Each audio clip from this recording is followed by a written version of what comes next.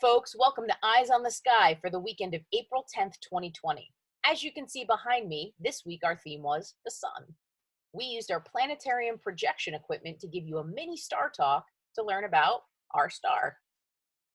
So we'll begin with our flattened dome view, and we're going to zoom over to the eastern portion of our sky to watch the sunrise. Little different view from when we were using stellarium. You might notice that the sun is actually coming up slightly north of east. If you watched our video on the equinoxes, you'll know why. We're several weeks past the spring equinox now, and so every day the sun is going to rise a little bit north of east where we are at 40 degrees north latitude in Toms River, and that's because of the tilt of the Earth's axis. So as our sun moves into position, we're going to stop it at noon so we can take a closer look at our star. In the planetarium, we can dim the sun so it's safe for us to look at, and we can also zoom in so that it's much, much less than 93 million miles away from us. We can darken up our sky to get a better view of the sun, and then you can actually see the surface of the sun called the photosphere. The bright shining area around the sun is called the corona, and it's actually much, much hotter than the sun's surface. The photosphere is about 11,000 degrees Fahrenheit, and that's because the sun is a perfectly average, medium-sized, medium-temperature star. You may notice there are some dark spots on the surface of the sun, and those are sunspots. They're magnetic storms, essentially, that are happening on the surface of the sun, and the reason that they're dark is because they're actually a little bit cooler than the sun's surface.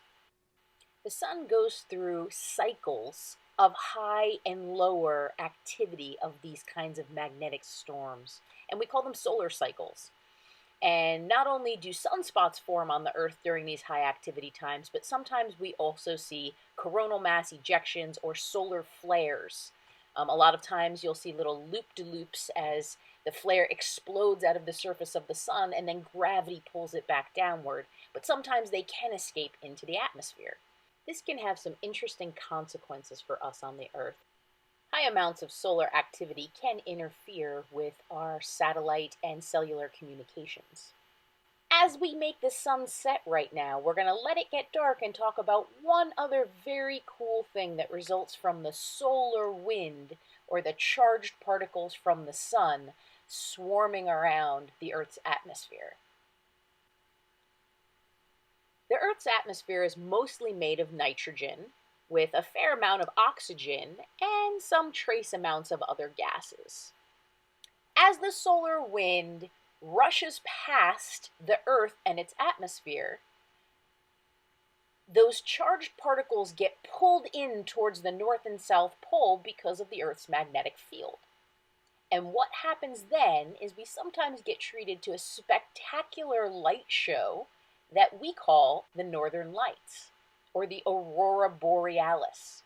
Again, those are the lights that we see in the northern hemisphere, and it looks like a curtain hanging over the sky in shades of green and red. Those colors are actually because of the specific gases in our atmosphere, the nitrogen and oxygen. On other planets, the auroras appear in different colors. Typically, you have to be pretty far north to see the northern lights, up in northern Canada and Alaska, but every once in a while, during times of high solar activity, we can see them farther south, sometimes even in New Jersey. Here's a full dome view of what that might look like standing on the ground. And I hope, at some point, you take the opportunity to go see them. The auroras are just one more amazing thing about our star, the sun. That's it for today, folks. I hope you have a whole new appreciation for our star. Make sure you keep up with our content on Facebook at OCC Planetarium, on Instagram, Twitter, and YouTube. See you next time, and keep looking up.